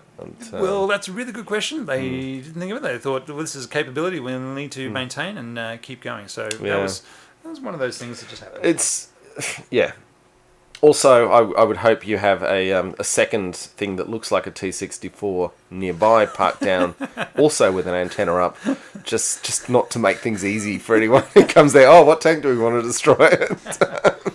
There's a reason why carrying a radio is a dangerous activity on any battlefield. Now, John, during the Second World War, what was one of your favourite aspects of the combined arms aspect of the T-34-85 on the Advance? What could it carry with it? People riding on it? People riding on it. Mm-hmm. Do you know what the T-64 can't do? Tank riders. Can't carry tank riders. Why not? Right? Because the exhaust fumes make them all pass out, die, or fall off. That weird engine again. Yeah, hey? It's the weird engine. The exhaust fumes from the T-64 will. Also, the Valentine was very good for tank riders. Yes, because it had a very flat hull. Yes, very nice big flat hull. But yes, the T-64 was not good. You'd think at that point in time, with the BMPs and everything else coming out, that you wouldn't have tank riders going on, but it was a staple, ideal of Russian tank doctrine, I've got to say, is that your infantry was riding on the board your tank, and so you always had them available. And you weren't stuck with the situation of our tanks have advanced so far and they destroyed all the tanks in front of them. Now they just have to deal with the infantry. But nowadays, the infantry carries what? Anti-tank weapons. Anti-tank weapons, which they didn't back then. Yeah. Nowadays, the boys' rifle existed at the start of World War II, and the Panzerfaust was there at the end. But there weren't many of them. But nowadays, with the anti-tank guided missiles, personal carried things are much more effective, and so your tank riders aren't a thing, but it was tried, and found to be not working for the Russians. All right, and things must have been really grim on that tank for the Russians to give up on it. So from there, we're going to take a short break and come back with. Oh, is it time for the beer review? Beer review. All right. So we're going to give you guys the graphic, and if you can just be patient and bear with us, and we'll leave the audio on so you can hear our movements. And the dog's barking. The cat's meowing. Yeah. The neighbours moving their bins.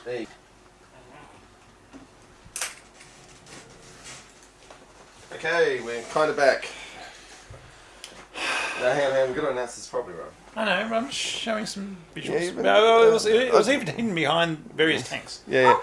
Just hold on, I've got some things to say. All right, so John, tell me, John. So welcome back, everyone. Sorry, I've got weird announcements. Welcome back, everyone, and it's time for the beer review. Now, I was really excited. What was Rob going to come up with for this beer review? Because, we had the Ukrainian Imperial Stout last time we did a Ukrainian tank, and I thought, and he can't even go with the Czechs or the Poles on this because they never got this tank. No. So, are we going to get some Uzbek beer? Are we going to get some Ukrainian beer, some Russian beer? What do you got, Rob? What do you got? I have Hobo Brewing Pale Ale. It is an expeditionary ale. Maybe an expeditionary ale for the Russians invading Ukraine. I don't know. But it's mainly that I knew I wasn't going to have time to go shopping for specialty beer this week. It was available. It was there. And I hadn't tried it yet. So that's what we've got, John. Okay, so Hobo Brewing, a South Australian brewery, who have sold this beer into Aldi, which is where the cheapest things in this country are available. Hey, some of the best as well. Oh, yeah, absolutely. I'm a dedicated Aldi shopper. Same. I don't like wasting money. No. You know, the worst thing with this economic crisis is all these noobs come into Aldi who don't know how to go round in the right way or use the belts. Urgh, hate them. I do go in the opposite direction of the aisles, just because I start at the alcohol and make my way out, because I have a system, John. Yeah. And my system works. I load the dog food first. Well, I don't know which one you go to, but you're in Jamison. You're swanky. I just go to Majura Park. See, mine, because it sits right next door to Coles. It's a case of I can go around to Aldi, get everything I want there, and then anything I can't get, I can go into Coles and pay more for. You see, I'm very strict that if Aldi don't sell it, we're not getting it. Wow. Yeah. Yeah. No, I don't have. You need to bring your partner under control. No, it's me. I have standards, buddy. I have standards. I'm not compromising those standards of what I get. And so we are pouring badly and with a great deal of pale head on it. There we go. Yeah, looking good. This is the Hobo Brewing Pale Ale. It's a 375 4.2 can. As I said, the Expedition Ale. Now, some people might see as an expedition as going out and wandering into the woods and having some jolly old time for a day. I would have thought bike packing. Yeah, John's all about his bike packing. Yeah, I love bike packing. Expeditions could also be expeditionary forces being deployed in places they're not welcome. It could be that, but hopefully it's not. It's certainly, it is a hazy bugger. Yeah, very pale. So it's a pale ale. Yes. Got a very fruity nose, I'll give it that.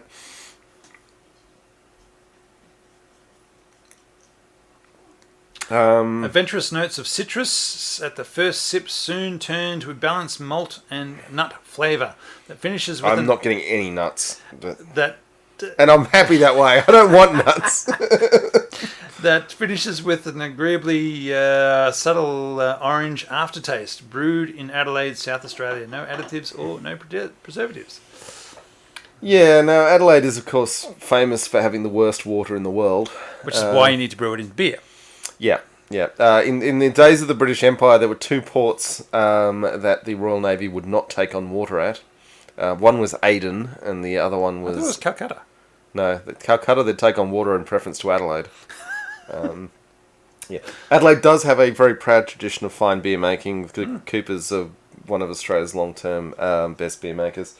I don't know who's making this, but it's zesty, refreshing pale ale with nutty malt character. So Hobo Brewing Pale Ale. Rob, how much did you pay for this? As much as I paid for a 6 bottles of Chardonnay, which was probably about $14. 6 bottles of Chardonnay for $14? Yes. That was some very cheap Chardonnay. That's Aldi for you. All right. I would have preferred you had brought the Chardonnay. Look, it's not bad. It's not bad. No, it's not. I would say it's got a lot of what I would call lawn clippings in it, which to me indicates you haven't actually got your hopping down completely right, that things have gone wrong with your timings for your hops. But some people are just like, that's the taste of craft beer. So it tastes like a craft beer made by a 21-year-old brewer being paid $1 an hour. Our symbol here of a circle with an arrow through it. It's very male, isn't it? It is, but looks like Dick and Balls, doesn't it? Just show them again. That's I'm not sure what that's supposed to symbolise, but big balls, small dick. That's what I'm getting out of that. It does have a little hobo with I'm assuming a hops on his hobo staff walking away. So that's what I'm thinking there. AMR Cass, there you go. Nice one. And given that it's an Aldi, it's probably some enormous macro brewer who's just knocking this out really cheap. But yes, as I said, I hadn't had this one before. I didn't have time to go looking for something else, and so this is what we got. And well, we have a 6-pack of beer to drink, John. Oh, well, Life whatever will we do? How will we overcome this obstacle? Life sometimes is hard. Okay, so we're done with the T64? No, we're done with the beer. Okay. We're done with talking about the beer, but the T64 You got has... more? Okay, go on. Well, we've got to talk about how Ukrainians... they've kept on updating. They've applied reactive armour, active defence systems, and improved thermals and optics. And that's a big thing. That's for the Bulat, and that's brought it up to speed with... I would say, Tasman keeps sending us links to various armour actions in Ukraine, and the T64 has been acquitting itself very well. I think there was one action where there were about 20 64s and 20 T72s, and the Russians lost 8 and the Ukrainians lost 2, which is good sort of numbers. And good positioning, realistically. What you're looking at there is probably more of a defensive action than... Yeah, I mean... From ambush rather than if they tanks, flanks of flights of tanks screaming across the plains, shooting at each other. It probably wasn't Kursk, but No. but if they keep wandering under your guns, you keep knocking them over. Yeah. But it's still good numbers, so it is holding its own. It is being useful, at least against the very old armour that the Russians have in numbers. Yeah, and look, some of the numbers you see seeing of the Russian tanks taken out, captured, or whatever else, you go, well, that's basically doubling the size of the Ukrainian tank force of what they're capturing or whatever it is they're running out there. But sorry, Rob, just need to interrupt you. We've hit double digits. 10 people watching. Hey, folks, how are you? We love you all. If you haven't already, drop us a comment saying where you are in the world. We will give you a shout out. Because this is a very strange exercise. Possibly never to be repeated. So this could be your unique opportunity for everybody involved. Hey, I had to buy extension cables and stuff. We're going to do this again. Maybe. We'll see how everybody feels about it. Yeah. Maybe they'll say, you've got good heads for radio, go back to that. Yeah. We're definitely fatter and greyer than we thought we were. Yeah, the camera adds 10. Oh, it's the camera's fault. Yeah, camera.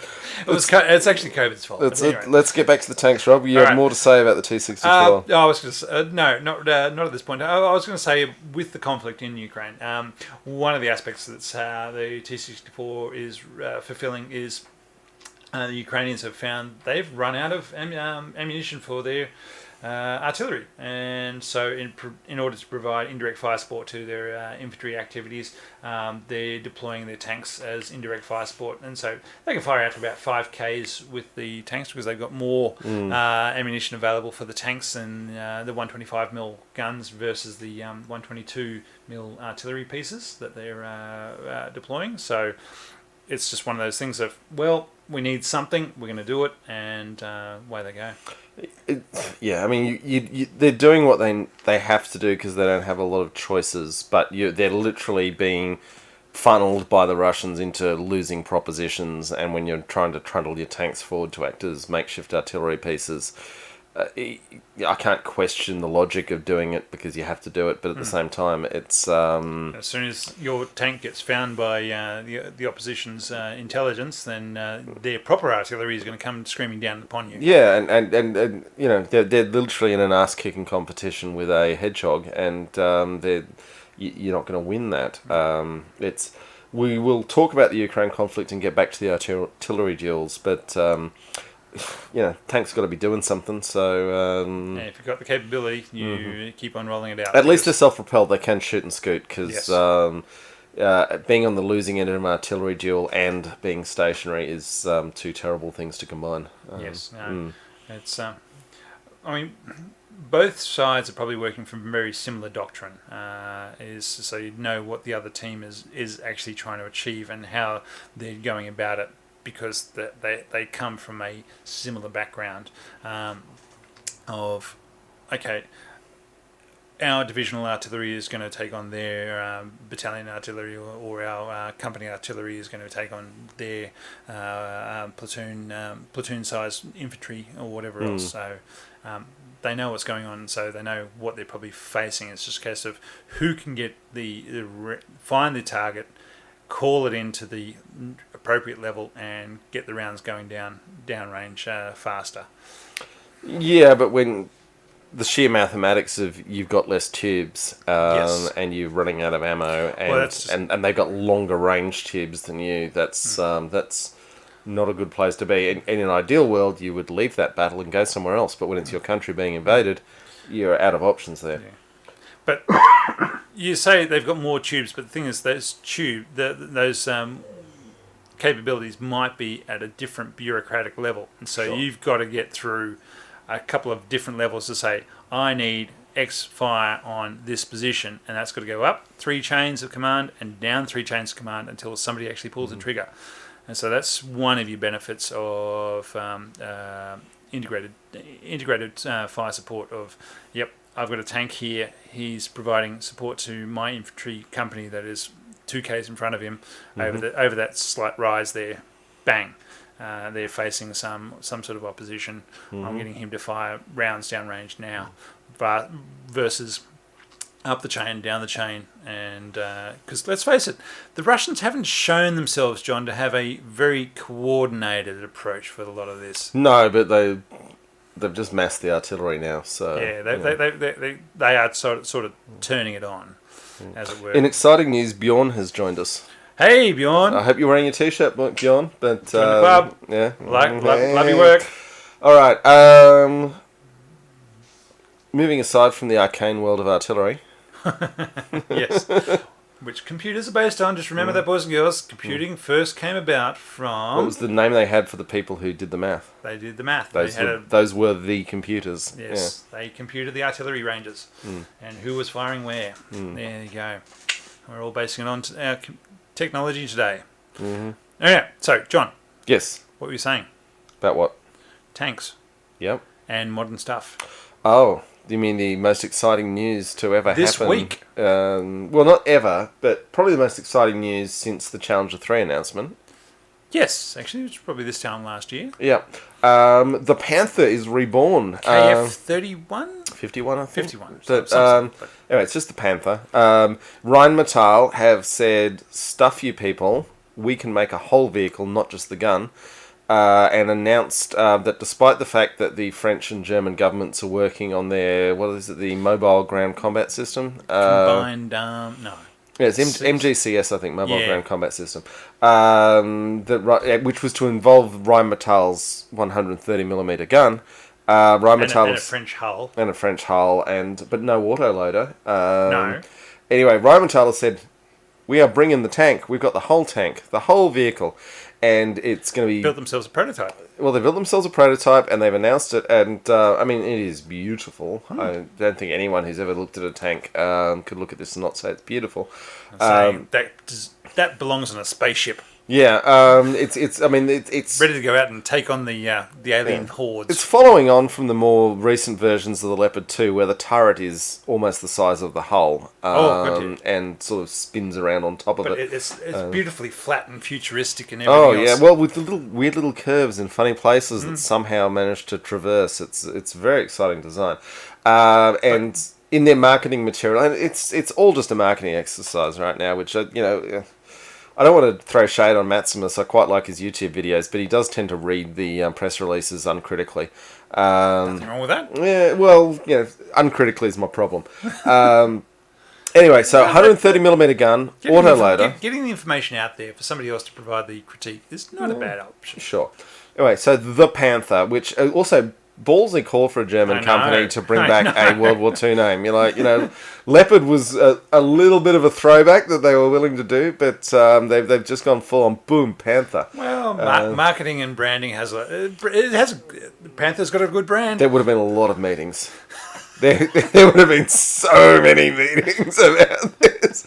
But what I like, because just quite recently I was saying that in terms of the future of the tank, that taking the loader out, but not taking the crew member out and replacing that crew member with a electronic warfare. Well, they mentioned in the press release that they haven't applied that yet, but there's capability for it. And I think I agree. You're right. That is a great idea of, because who's handling a bloody 130mm round, loading that by hand? Oh, it's huge. I mean, Yeah. they've released pictures of it. It is at least twice the size of the 125. Sorry, the 120mm round.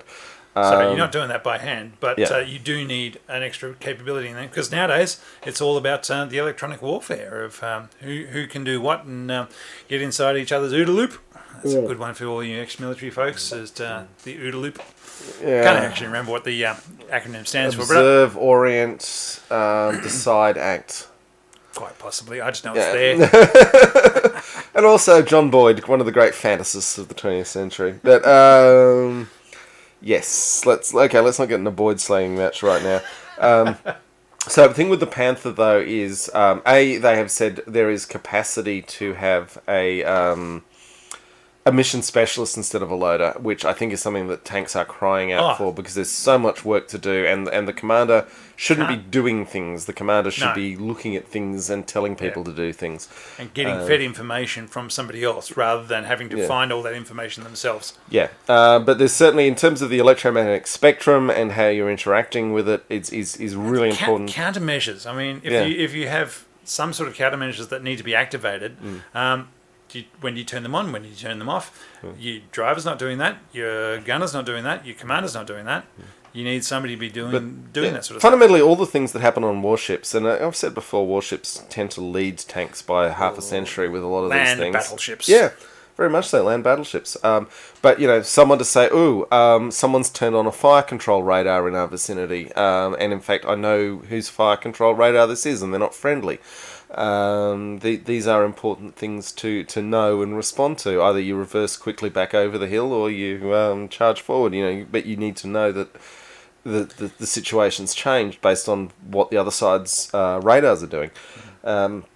So that's good, and also prominent in the marketing is protection from top attack. Yes, because strangely enough, in the last 3 months, that's become a something people think about. Yeah, something people think about very much. Yeah, is being able to protect from those top-down attacks from anti-tank guided missiles that scream along at whatever speed, and then go boop, and then down, pop up, and then down again onto the top of the turret where the armour is thin. Or in the case of the N-Law, it just screams over the top and shoots its shape charge straight down, which is I take my hat off to whoever thought of that. That's just genius. There'd be a lot of Delta Vita, buddy, deal with that. I haven't really looked. I haven't looked at that sort of stuff, but they can orient it correctly. But as you know, we keep saying the slow-mo guys. Video on shaped charges is well worth looking at, because one of the things they mention is that a shaped charge is at its strongest 6 times the diameter of the charge away from where it's fired. So if you've got a 10 centimeter wide shaped charge, then it's at its strongest 60 centimeters further down, which is gives you a bit of overflight. There you go. Yeah.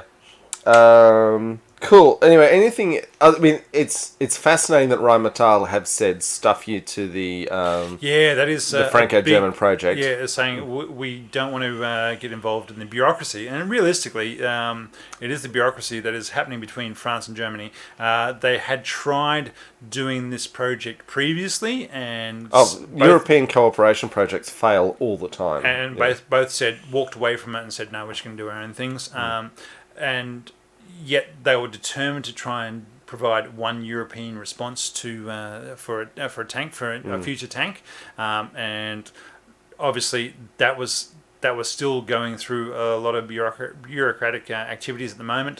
They have there was a prototype 4 years ago and nothing else to show for it since. And whereas Rheinmetall is saying, we can be in production in the next 5 years or something. And it should be noted, Rheinmetall already produced the Lynx, which is, by all accounts, a very fine infantry fighting vehicle.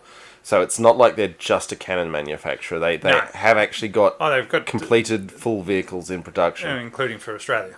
Yeah, well, it depends on which one we go with. I thought we had them. No, we've got them. I can't remember. We'll look that up and tell you next time. No, Tasman was correcting us. We mixed up our Redbacks and our Huntsmans last episode. Yes, Australian spiders are some are deadly, some are cuddly, cute and cuddly. By the way, Bjorn's just said he is wearing his t-shirt. So good work, Thank mate. you, Bjorn. The rest of you, we love you. We appreciate you. Get yourself a T-shirt. Yeah. Make your choice. Redbubble.com. Search for Totally Tanked. One word. Cool. Okay, I think we've covered most of what's in the Panther. Other than the politics are really interesting and how many actually get produced, we just don't know. But it's a huge investment on Rheinmetall's part to actually produce a prototype with no one asking for it. No, they've gone out on their own and done this, and obviously they said, well, there's an opportunity here, and we're going to jump in the market and see what happens. Because guess what, folks? There is a market for tanks at the moment. For some reason, there's... The other thing I forgot was it has, what in the prototype at least, make it out what you will, it has a pop-up module for missile launching and drone launching. Yes, the separate one, not fired down the barrel, as John was saying before. Yeah. But yes, it's... Basically a bunch of extra barrels for firing other things. Sounds like a mech to me. Yeah. Yeah. It's pretty exciting. They've combined... Somebody's been watching some anime and said, look, why don't we just have a pop-up bloody... missile launcher on the back of it that closes down inside a armoured part when it's not firing missiles. And the thing is covered in sensors, which is basically... I'm not saying I'm any sort of genius, but everything I've always said was the future of the tank. They've brought into this package. Which... I don't know. I guess is good. It is lit an enormous fire under the GMCR team, and they need to extract their digits. And they'll be scrambling this week to say, how do we get in front of this? Because otherwise, people will be making choices that why would I want to choose something that might be available in 20 years' time versus something that's going to be available in 5? And Australian submarine corporations might want to look at that. I did say. I bet the having changed governments since the last time. Well, I can't remember. Yeah, I think we've changed governments in between. Yeah, maybe. It was because it was before the election. So Australia has now changed governments. We now have a duly elected prime minister rather than a party. Selected. Well, Morrison did win one election. Oh, he did too, didn't he? Sorry. Yeah. No, the miracle. The miracle. The miracle. Yeah. Anyway, so we're now hearing about how the previous government was planning to buy some Virginia class nuclear subs. I'm sorry. Peter Dutton, who's now the leader of the opposition, is a delusional idiot. I did say they were going to buy some Virginia class subs. On his best days, but the idea that we're just going to buy off the shelf a bunch of Virginia class submarines from the 80s. US, from the 80s. Somebody's been reading The Hunt for Red October or something. No, but my bigger point is literally. I've spoken before of a very aging Holden Astra, which is basically a General Motors hatchback from the 1990s. So we have actually ordered a new car to replace it, and it will be here in December. And that's buying a car from Toyota. Yep. Right? It's a company that's really good at providing cars. Yeah. I'm just saying there is no way on God's earth anyone is saying to electric boat company, we'll have a couple of those and getting it anytime soon. No. But those production lines are full. They're very busy serving America's interests. What he may have been talking about, what may be happening is... sorry, hello? Finish it up? No. I've got to work. Okay. We'll be finishing up soon. We're told. To get back to my point. Sorry, where were we? Submarines in Australia. Yeah, it's... I did say... What we might see is an American sub with an American crew flying an Australian flag doing what America wants, but it is in no way an Australian capability. No. But we can pay for it. No, that was the old plan. The new plan is, who knows what the new plan is going to be. I'm not going to speculate because that's a new plan. Mm-hmm. New government, John. Yes. New world. Okay, I didn't even have this in my plan for us to talk about, but it's very exciting to talk about submarines. I did send it to you the other day that I said that they were planning on buying a... yes. Somebody had been reading the Hunt for Red October, and they were going to buy some Virginia classes. Off-the-shelf nuclear submarines with... nuclear technician school has an unbelievable suicide rate, and we have sent no one through it yet. No. And we are sure as hell not operating a nuclear submarine without a lot of these people. And somehow we can't even keep the diesel technicians to keep our current submarines at sea.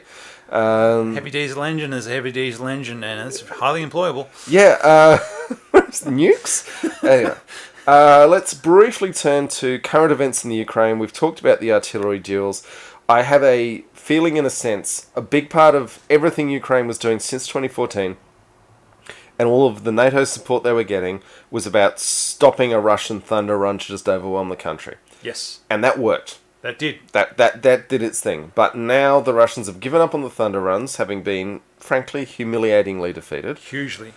And are doing a proper classical Russian offense in eastern Ukraine of just massing enormous amounts of artillery and smashing their way slowly forward. They're encircling a strong point. What I've been watching is that they've been encircling various strong points, coming around on three sides of it, isolating it and starving it of communications and support and logistics.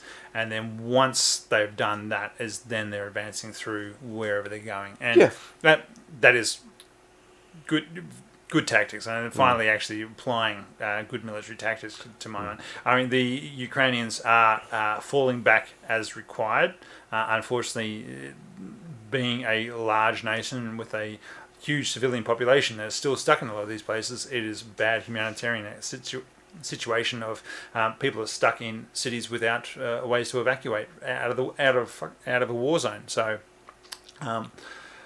but if the Ukrainians can keep basically holding out against the Russian advances until they get to natural obstacles like the Donbass River.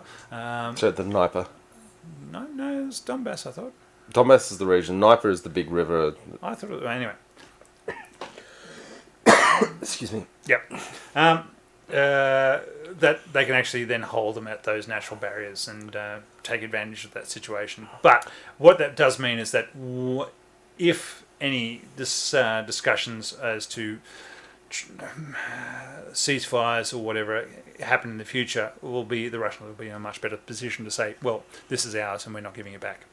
Yeah, I do think that there's an issue that there's all of this NATO weaponry that's been flooding into Ukraine, and God knows how much of it's being sold to external parties. None of it, because the Western way of war is that if your enemy has massed artillery, you bring in air support to blow that stuff up. And no one's, the Ukrainians have asked, but no one is giving Ukraine the jets that they need. And then, for God's sake, the training. I mean, it's going to be years before you can actually pull this stuff together to drop bombs on Russian artillery. And then the problem the Ukrainians have is that the Western gear they are getting is all designed to be used with copious air support. And that's not going to end well for them. It's really problematic. And the Russians just have the option of heading back over across the border and saying, "Well, you're not allowed to shoot us here, otherwise we're going to nuke you." So, there's that. And then there's the problem the Ukrainians have got, that they're at this point utterly reliant on Western military aid. But that is coming on condition that they don't negotiate with the Russians, when the smartest thing they could do right now would be to negotiate with the Russians. But they would need to be very adroit in their footwork on doing that, or the Western arms dry up. And I really wish that, as a notionally Western person from Australia, that we weren't forcing the Ukrainians to fight to the last Ukrainian life. No. In what, frankly, they should be doing a settlement where they give up Crimea and the Donbass and Luhansk and set up some borders. With the stipulation that that is it, and anything beyond that point in time is going to be hit by NATO forces. There needs to be some security guarantees, but let's remember the Ukrainians gave up their nuclear weapons with security guarantees that were not honoured by the Western powers. So the Western powers also gave security guarantees to Russia that they weren't going to expand NATO to their borders. So there's been we are not. So history, we need to ignore history and actually deal with the situation that we have at the moment. Yeah, but as everyone always says, at some point all wars end, and they end with some sort of negotiation. Yes. Even World War II ended with some sort of negotiation. Not a lot of negotiation, but a bit. Now, at this point in time, John, do Yes. we have any questions we need to answer from No. our lovely commenters? No questions, but Tasman's joined. Sorry, mate, you're late, but we will have... Don't worry, I'm sure you'll be able to watch the video. You can watch the video again, yes. And other than that, folks, we've got 10 of you still with us. Thank you so much for watching. It's been unexpectedly fun to do this with the camera on. But I'm not sure. I'm going to have to do something about this. I've got to say, grow a beard or something. You just a beard or a fine gold chain under your neck just to pull everything back, or there's always surgery, mate. Yeah. And on that note, I'm getting shouted at by my better half. Not shouted, just encouraged. Yeah, well, interrupted in the middle of a recording to be told to go away. So we are going to finish now. Thank you all very much for listening. I'm Rob, he's John, and we are Totally tanked. Totally Tanked. Thank you all. And just give me a second. There we go.